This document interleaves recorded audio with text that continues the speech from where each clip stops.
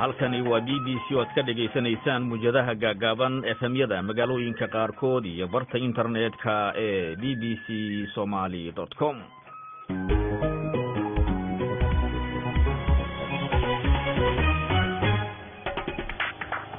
waa habeen Arbaca oo Khamiis soo galayso 2 bisha January sanadka 2019 saacada Afrikada barina waa 9kii fiidnimo. qodobada aan barnaamij ku soo qaadan doonana waxaa kamid ah waa maxay mowqifka Soomaaliland ee ku aadan ergida madaxda Soomaaliya ee shaqada laga eriyay gaar ahaan ergiga gaarka ah ee qaramada midoobay Nicholas Haysom.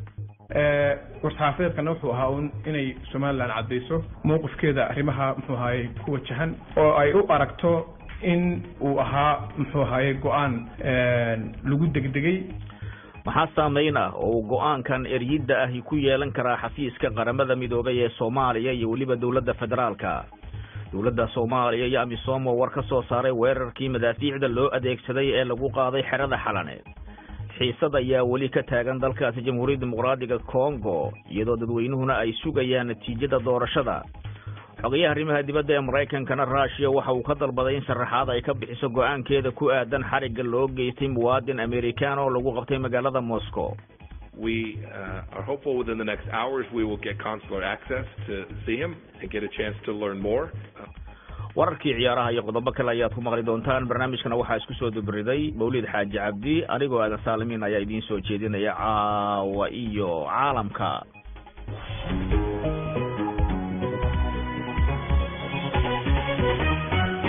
marka hore ku soo dhawaada wararka BBC-da iyo Kawthar Maxamed Cabdullaahi stuudiyaha magaalada Nairobi. mahadsan Saalimiin. suuqyada saamiyada ee dalka Mareykanka ayaa hoos ugu dhacay ganacsiga maalinta ugu horeysay ee sanadka cusub 2019. Mareykanka ka sokona waxaa hoos u dhac wax soo saarka ah ee laga dareemay wadamada ku yaala Yurub iyo Aasiya. kormeerayaasha gobolka ayaa aad u amaanay qaabka ay u dhacday doorashadii madaxtinimo ee Jamhuuriyadda Dimuqraadiga ee Congo. laakiin waxay dhaleeceeyeen go'aanka xukuumadda ee ah inay 3 gobol ka saartay codbixiyaasha. booliska koonfurta dalka Hindiya ayaa sunta dadka kaga ilmeysiiso u adeegsaday inuu ku kala diro dibadbaxayaal ku sugnaa macbad ay Hindidu leedahay oo caan ka ah dalkaasi. taageerayaasha xisbiga garabka midig ayaa aad u carooday kadib markii 2 haween ay ku cibaadeysteen macbadka Sabarimala oo laga mamnuucay inay galaan haweenka qaangaarka ah. hase yeeshee mamnuuca ayaa go'aan maxkamadeed meesha looga saaray bishii September. saraakiisha dalka Afghanistan ayaa sheegaya in Taliban ay weerartay saldhig ciidan kadib markii ay adeegsadeen waxyaabaha qarxa. 6 xubnood oo ka tirsan ciidamada ammaanka ayaa la sheegaya inay dhinteen. booliska dalka Denmarkna waxay sheegayaan in 6 qof ay dhinteen 16 kalena ay ku dhaawacmeen shil tareen oo ka dhacay buundo weyn oo xiriirisa jasiiradaha Zealand iyo Funen. dhibanayaasha ayaa ku sii wajahnaa tareen kale oo rakaabka subaxii hore ka qaada Copenhagen. ugu dambeyntiina madaxweynaha Mareykanka Donald Trump ayaa lagu wadaa inuu hadal la yeesho hogaamiyaasha Koongareeska si loo xaliyo khilaafka horseeday in la xiro waaxaha dawladda. xiritaanka waaxahan ayaa la xiriirinayaa lacag dhan $5 bilyan oo uu codsaday madaxweyne Trump kaas oo uu ku doonayo inuu ku dhiso darbiga xuduudda ay la wadaagaan dalka Mexico. warkii oo si toos ah idinkaga imanayay stuudiyaha magaalada Nairobi wanaga intaasi haatanna London iyo Saalimiin. mahadsanid Kawthar. halkani waa London.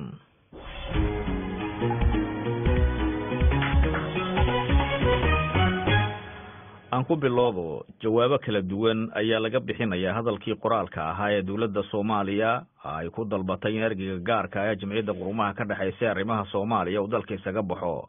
wararkii ugu dambeeyay iyo waxyaabihii ku soo kordhay arrimahan waxa la socday oo haatan istuudiyaha la fadhiya Mawlid Xaaji Cabdi. Mawlid, maxaa arrintan ka cusub? aadan waa mahadsantahay. ilaa iyo hadda waxa weeye waxaynu sugaynay in la helo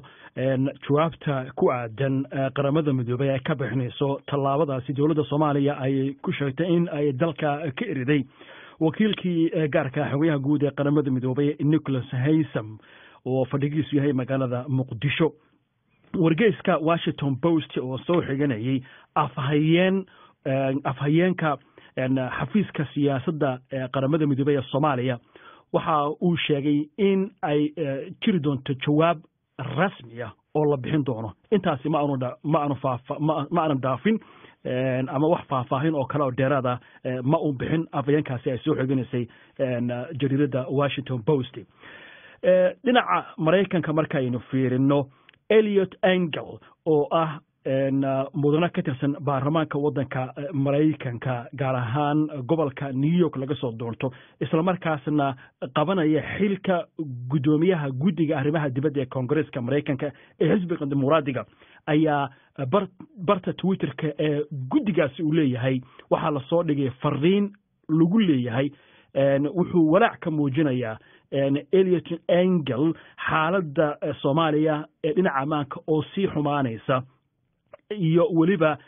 dagaalka lagula jiro al-shabaab iyo weliba cayrinta wakiilka qaramada midoobay ee Soomaaliya iyo halka markaa Soomaaliya ay u jahaysan doonto. intaasi wax ka badan lama siin oo faahfaahina laakiin sidoo kale waxaa jirta in si weyn arrintan ay dhinaca Soomaalida looga hadlayo dadka caadiga siyaasiyiinta dawladda Soomaaliya waxay ku adkeysanaysaa go'aankeedu inuu yahay go'aan aan laga laabanayn. goor dhaweyto BBC-du qaybta Fox Africa barnaamijka la yiraahdo telefishinka wuxuu wareystay wasiirka arrimaha dibadda Soomaaliya Axmed Ciise Cawad oo aynu maanta anaguna wareysanay aad ogeyd. su'aal la weydiiyay waxay ahayd ma dhici kartaa in wada xaajood laga galo go'aankiina oo ay dhici karto markaa inaad wax ka bedeshaan. wuxuu sheegay inuu yahay go'aankani go'aan aan laga laabanayn oo sidiis u taagnaanaya. micnaheeduna wuxuu yiri qaramada midoobay ayay arrintan u taala. Nicholas Haysom waddanka waa ka tegay waana bixi doona waana sida aynu go'aaminay laakiin qaramada midoobay wada shaqaynteedii iyo hawlaheedii kale waa inoo taalaa. marka jawaabta qaramada midoobay ayaa ilaa iyo haatan la sugaya. dhinaca kaleeto waxaa jirtay in war-saxaafadeed ay soo saareen golaha iskaashiga dowlad goboleedyada CIS magacooda lagu soo goobo. markii hore wayna ogeyn 5 bay ka koobnaayeen 2 waa tii ay ka baxday Hirshabeelle waa siga cadeey inuu ka baxay madaxweynaha cusub ee koonfur galbeed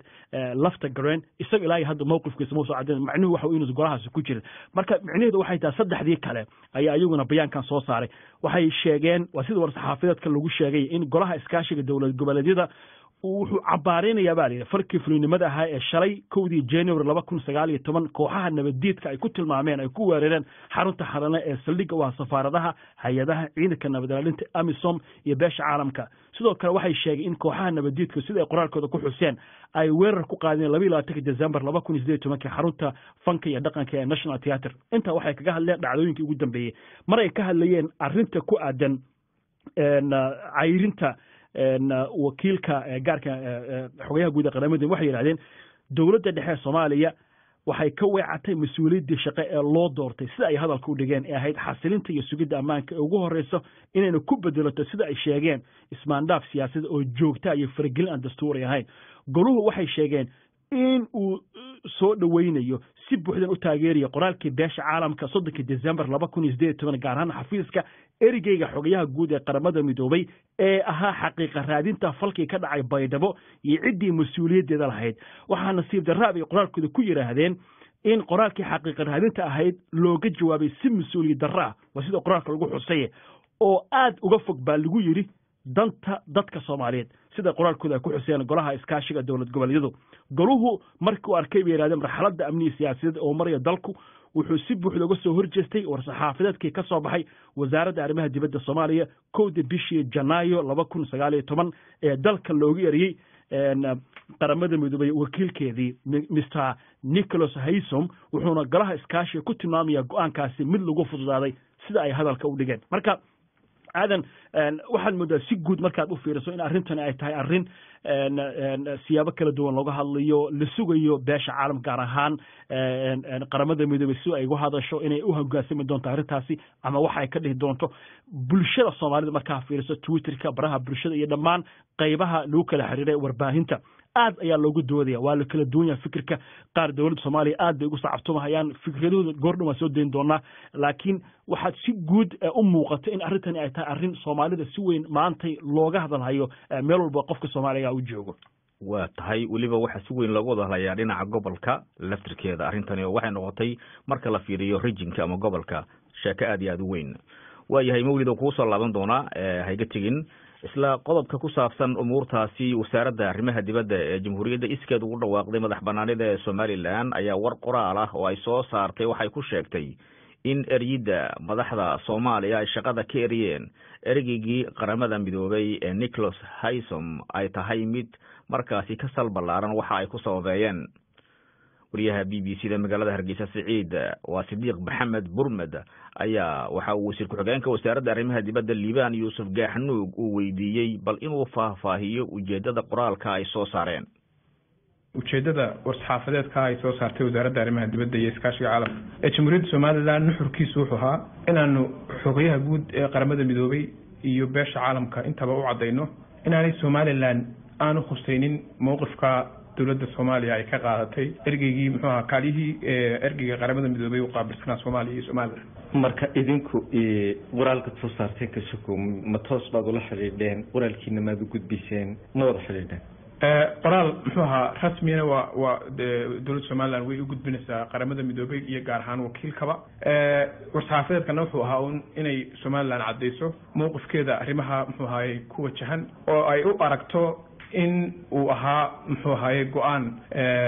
lagu degdegay oo muxuu ahaa ay ka muuqato mas'uuliyad darro aad u fara badan waayo Nicholas Haysom wuxuu ahaa nin muxuu ahaa aad waayo araga marka laga hadlayo arrimaha nabadgelyada oo ka soo shaqeeyay muxuu ahaa Suudaan iyo Burundi iyo wadamo badan oo muxuu ahaa caalamka ah iyo marka laga hadlayo muxuu ahaa dhexdhexaadinta wadamada muxuu ahaa khilaafku ka dhaxeeyo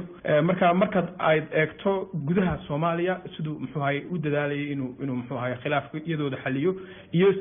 eegto arrimaha Somaliland iyo Soomaaliya sida uu u galay muxuu ahaa dadaalka uga muujiyay in muxuu ahaa arrimaha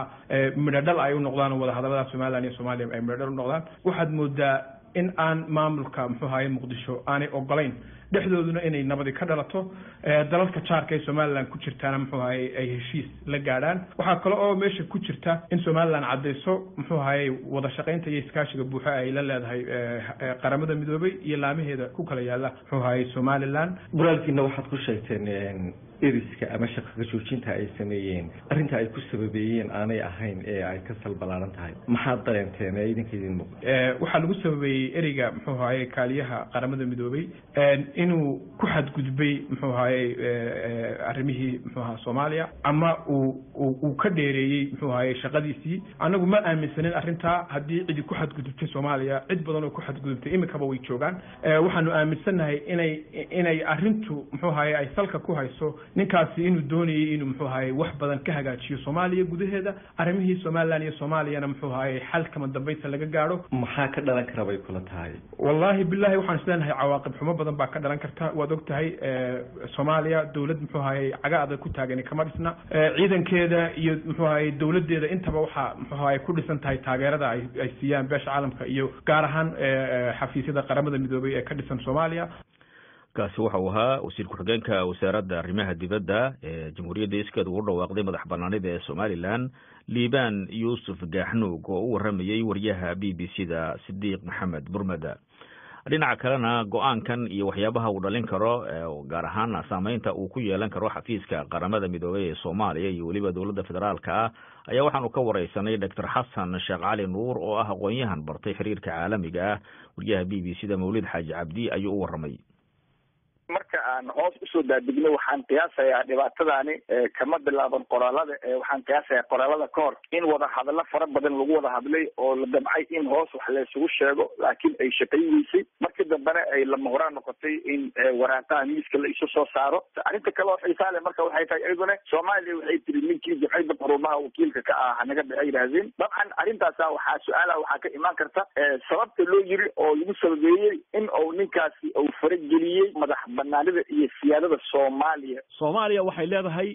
ergeyga qaramada midoobay wuxuu xadgudub ku sameeyay madax banaanida eedaasi waa eed weyn marka maxaa loo fasiran karaa madax banaanida siyaasadda Soomaaliya shuruudo ayay leedahay luqada qalaad oo dadkan iskale ayaga waxaa lagu dhahaa waa inuu rajiimka ama dawladda dalkaas ka jirta waa inay tahay legitimacy, waa inay leedahay political sovereignty ama madax banaani siyaasadeed, iyo inay leedahay authority awood ay wax ku fuliso. shuruudaha saddexda oo isku tegay ayaa waxay abuuraan dawladdu inay tahay dawlad madax banaan oo leh data oo aan cid farageli karta aysan jirin. qaanuunka caalamiga iyo waxay kamid tahay principleski lagu aas-aasay 1648 itifaaqiyadii Westphalia waxaa la yidhahdo oo nidaamka dawladaha ee caalamka lagu sameeyey oo caamka ah. marka shuruudahaas oo dawladnimada oo laga rabo inay dawladdu yeelato si loogu ixtiraamo inay madax banaanideeda iyo siyaadadeeda u madax banaan tahay, Soomaaliya ma laha. sababtu waxay tahay si kooban dawlad madax banaan waxaa la yidhaahdaa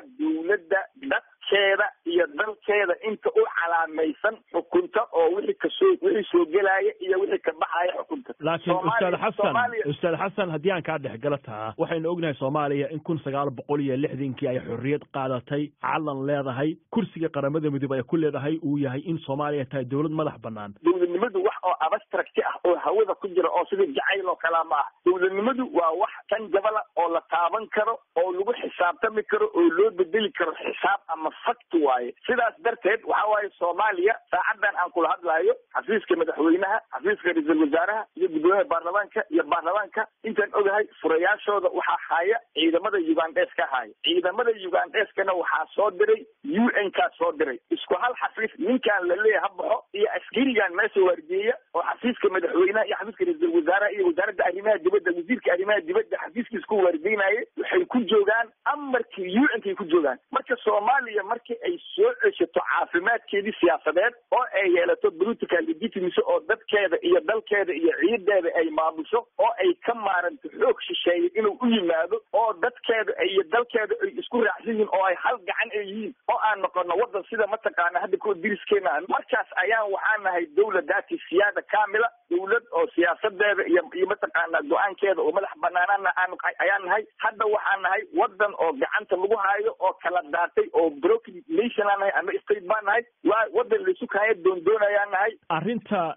xafiiska qaramada midoobay ka soo baxday waraaqda ee dawladda Soomaaliya loogu gudbinayo inay jawaabo ka bixiso wixii ka dhacay magaalada Baydhabo si ka fiican ama si ka qurux badneed ma jirtay. warqadan intayna soo bixin ka hor anigu waxaan qiyaasayaa xaqiiqa ma laakiin waxaan qiyaasayaa anoo akrinayo diblomaasiyadda caalamka ee sida ay ku shaqeyso. intaan warqadan la soo qorin fadhiyo fara badan ayaa lagu wada hadlay oo lagu kala kacay sida muuqata. si kastaba ahaatee xataa haddii aan dhahno technical error ama khalad farsamo ayaa jira, khaladkaas farsamo ma keenayo go-aankan soo baxay oo hastiga ah ama degdega oo ku jiro ama si aan laga fiirsan loogu dhawaaqay ma keenayo. haddii dawladda Soomaaliya ay dareentay sida ay aaminsan tahay in xadgudub lagu sameeyey madax banaanidii qaran ee Soomaaliyeed, si kale oo ay u dhigi kartay arrintan ama dariiq kale oo furnaa ma jiray? waxaa jiray wadankan waxaa jooga quwadihii waaweynay ayaa jooga oo Mareykanaa jooga, Ingiriisaa jooga, safaaradahoodaa jooga, waa lala hadli karay. waxaa kaleeto oo la samayn karay si toos ah ayaa warqad waxaa loogu qori karay xoghayaha guud ee difaacidda qurumaha ka dhacaysa oo ninkani wakiil ka ahay. marka haddii aad political crisis ama diplomatic stand off ayaa la dhahaa waxaan markay dhacaan madaxa lagama gooyo, marka hore waa la xaadiyaa. diblomaasiyaddu waxay leedahay process iyo mataqaana procedure oo la baro. Dr. Xasan, ugu dambeyntii maxay dhalin kartaa marka arrintan? horta waxaan u malaynayaa ninkan isaga ah oo layidhaha la bedelo waxaan qiyaasayaa in la bedeli doono. sababta waxay tahay heerka oo nagala rabo inaan standardka la rabo ama mustawaha nagala filayay inaan adduunyada kula macaamilsami karno waa ka hooseynaa. saas darteed muran la gelin maayo. ninkan waa la bedelaa, laakiin ninka kaloo soo bedela wuxuu ka bilaabi doonaa meeshi oo kani joogo ka bilaabi doonaa sidii unbuur u dhaqmi doonaa. Dr. Xasan Sheekh Cali Nuur oo u waramayay wariyaha BBC-da Mawlid Xaaji Cabdi. waa gartay dawladda Soomaaliya iyo xafiiska midowga Afrika ee Soomaaliya AMISOM ayaa waxay ka hadleen weerarkii madaafiicda loo adeegsaday ee shalay lagu qaaday xarunta Xalane oo saldhig u ah AMISOM iyo beesha caalamka wakiilada ka jooga Soomaaliya. Mawlid Xaaji Cabdi ayaa weli stuudiyaha la fadhiya oo umuurtaasi isha soo mariyay. Mawlid, aadan war-saxaafadeed goor dambe oo galabtii ah ka soo baxay wasaaradda amniga gudaha ee Soomaaliya ayaa waxaa lagu sheegay in lagu cambaaraynayo afalkaasi foosha xumaa ee sida qoraalka ku xusan lagu yiri ururada argagixisada hoobiyaal ay ugu soo tuureen xarunta Xalane. waxay aad uga xunnahay baa la yidhi in weerarkaasi ay ku burbureen hanti waxyeelana ka soo gaartay shaqaalihii joogay xarunta qaramada midoobay waxay caafimaad u rajaynaysaa baa la yidhi wasaaraddu dhammaan dadkii ku waxyeeloobay dhacdadaasi waxayna dabagal iyo baaris ku haysaa dadkii geystay falkaasi waxayna la socodsiinaysaa shacabka soomaaliyeed inay gacan ku soo dhigi doonto dhammaan ciddii ka dambaysay sida qoraalka lagu xusay falkaasi foosha xun lana wadaagi doonto natiijadiisa baarintaasi waxaa kasii horreysay marka aadan qoraal kale oo ka soo baxay francisco madriga oo ah guddoomiyaha amisom ama ururka nabad ilaalinta xafiiskiisa soomaaliya oo la sheegay in markaa si xun uu u cambaarayey tallaabadaasi uuna sheegay inay tahay tallaabo muujinaysa in kooxaha argagixisadu ay weli khatar kusii yihiin dhinaca kale barta twitterka waxaa soo dhigay iyaguna oo ka hadlay arrintan xafiiska midooda yurub ee soomaaliya oo la sheegay in xafiiskooda uu garab taagan yahay xafiiska siyaasadda qaramada midoobey iyo unsom la yidhaahdo weerarkaasi markaa loo geystay isla markaasna aan loo baahnayn waxaana sheegeen marka inay tallaabadaasi ay aada iyaguna u cambaareynayaan marka waxaa moodaa in arrintani ay tahay arrin cusub oo muddooyinkan aan dhicin in xaruntaasi hoobiyaal lagu garaaco dowladda soomaaliyana jawaabteedii hadda ay soo baxday maanta inkastoo weeraradu ay shalay dhaceen si guudna waxaad u dareemaysaa in ay walaac xagga ammaanka arrintani ay markaa keeni karto haddii ay noqdaan wax sii socda tallaabooyinkaasi mawlid xaaji cabdi aad buu mahadsan yahay bal markana aragtida dhegeystayaashu ay ra'yigooda dhinaca facebooka noogu soo direen si maqal ah oo cod ah waa sayid cusmaan sheekh ibraahim kana soo hadlaya awdal boorama aada iyo aad baan u taageersanahay eriyidda ay dowladda soomaaliya ee federaalku ay eriday wakiilkii qaramada midoobay ee soomaaliya u qaabilsanaa ee nicholas haysam waayo waxa uu faraha la galay howla aan loo igmanin waxa uu isku dayey inuu farageliyo dowlad madax bannaan oo ka tirsan qaramada caalamka ama united nationka laftiisa uu matalo waxa uu soo dhaafay xayndaabkii heshiisyadii qaramada midoobey lagula jiray ee ahaa in aanu dowladda soomaaliya aanu faragelin una ku shaqeeyo heshiisyada u saxeexay sidaa daraaddeed haddaanu nahay shacabka soomaaliyeed aada iyo aad baan ula dhacnay tallaabada dowladda soomaaliya ay ka qaaday ninkaa odayga ah waananu ku garab joogna haddii alla idmo waa aniga ugaas maxamed shaafi oo ku sugan degmada caabudwaaq oo ka tirsan gobolka galgaduud soomaaliya haddii aan ra'yigayga ka dhiibto go-aanka degdega ay ka qaadatay dowladda soomaaliya ergeyga xoghayaha u qaabilsan qaramada midoobey nicholas haysam waxaanu arkaa inay ku degdegtay dowladda federaalku arrinkaasi ama tallaabadaasi ay qaaday balse waxaan u malaynayaa ama ay la tahay in ay isku hadlaynayso meel kale oo ay kaga maaranto gudnihii ay ka heli jirtay qaramada midoobey waayo soomaalida hore ayay ugu mahmahday buur ahaw ama buur ku tiirsanow waxaad aragtan waxaan kasoo hadlayaa wadanka jabuuti runtii soomaaliya go-aanka ay qaadatay ee ay wadankeeda kaga eriday wakiilka qaramada midoobey waa soo dhaweynayaa maxaa yeelay wuxuu faraha la galay waxyaabo aan loo tirsan wadan kastaana xaq ayuu leeyahay ciddii madax banaanadiisa ku xadgudbta inuu tallaabo ka qaado somalilandna runtii inay kasoo horjeesato go-aankaasi xaq uma laha maxaa yeelay soomaaliya way ka go-day waa laba dal ayay kala yihiin marka wadan kale afeerihiisa ama arrimihiisa inay faragashato runtii ma haboona waad mahadsantihiin magacay waa khaalid khadar cali waxaan joogaa magaalada hargeysa aniga aragtida waxay la tahay eritaanka ama hadalka dowladda soomaaliya kasoo baxay ay ku sheegeen inuu wakiilkii qaramada midoobe fadhiya soomaaliya dalka soomaaliya isaga baxo aniga waxay la tahay inuu yahay arrin laablakaac ah oo lagu degdegay oo ay jireen wadaaqooyin kale oo lagu xallin karaya arrimahan waynaguna qaramada midoobe soomaaliya aad iyo aad bay uga shaqeysaa waxyaaba badanna waa ka taageertaa waa laga yaabaa degdegan iyo tallaabadan ay dowladda soomaaliya qaaday inay wax u dhinto xiriirkii soomaaliya iyo qaramada midoobey dhanka kale somaliland waxaa qabaa inay xaq u leedahay inay dhankooda ka hadlaan halka ay ka taagan yihiin mowqifka ay dowladda soomaaliya qaadatay waayo wakiilkan soomaaliya iyo somaliland labadaba dhex buu ahaa haba badnaado shaqadiisa haba badnaato muqdisho laakiin hargeysana kolay saameyn badan buu ku lahaa marka inay mowqifkooda caddeeyaan aniga waxay la tahay mid sax ah waa mahadsantahay b b c. magacaygu waa cabdirasaaq xuseen maxamed ku magac dheer cabdirasaaq indho waxaan joogaa magaalada gaalkacyo ee xarunta gobolka mudug. haddaan fikirkayga ka dhiibto go-aanka ay dowladda soomaaliya ku mamnuucday xogayaha gaarka ah ee qaramada midoobay u fadhiya soomaaliya runtii aad baan usoo dhaweynayaa. waana tallaabo bogaadin mudan, waxayna taasi muujinaysaa inaynu ka baxnay xilligii aynu hoos imaan jirnay qaramada midoobay oo aynu gaarnay xilli aynu aayaheena u tashanno. waxaana leeyahay soomaaliya soomaali baa leh.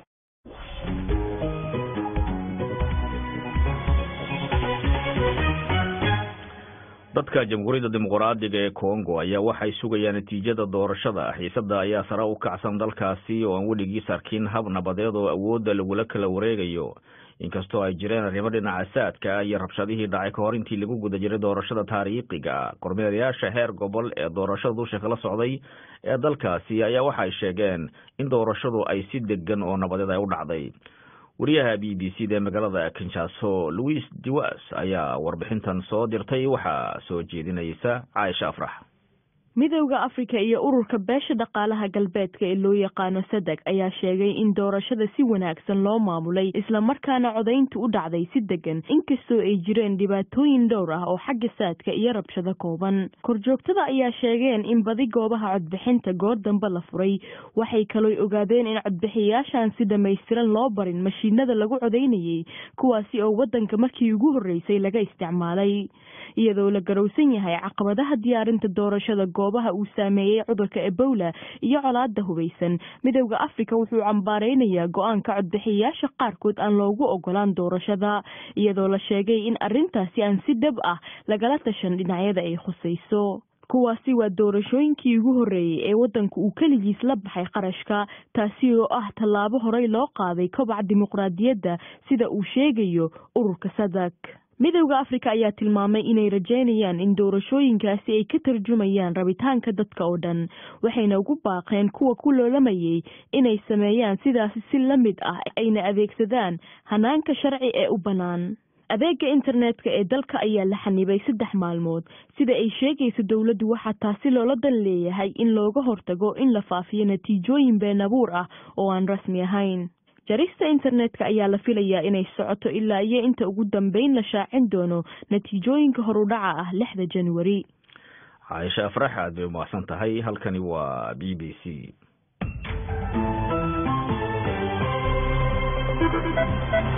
barnaamijka dooda jimcaha ee waxa ila tahay waxaynu ku soo qaadanaa mawduuca toddobaadka ugu weyn, inagoo ku casuuna dad khibrad iyo aqoon u leh falanqaynta qodobka laga doodayo. waxaynu si gaar ah diiradda ugu saarnaa dhacdooyinka saamaynta ku leh Soomaalida iyo dunida inteeda kale, sida siyaasadda, dhaqaalaha iyo arrimaha bulshada.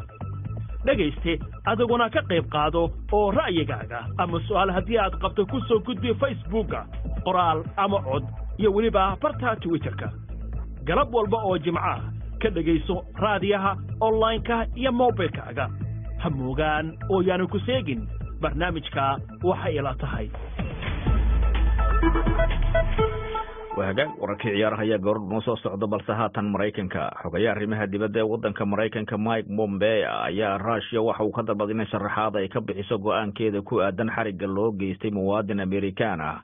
oo lagu qabtay magaalada Moscow toddobaadkii la soo dhaafay, kaasi oo lagu eedeeyay basaasnimo. qoyska Paul Whelan ayaa waxay sheegeen inuusan wax dembiya gelin oo Russia uu aaday aroos. mas-uuliyiinta Russiana waxay sheegeen Mr. Whelan in laga yaabo inuu wajaho in lagu xukumo xabsi muddo dheer qaadanaya. isagoo arrintaasi ka hadlayay mar uu booqasho ku tagay Brazil ayaa Mike Pompeo waxa uu sheegay Mareykanku inuu doonayo macluumaad dheeri ah.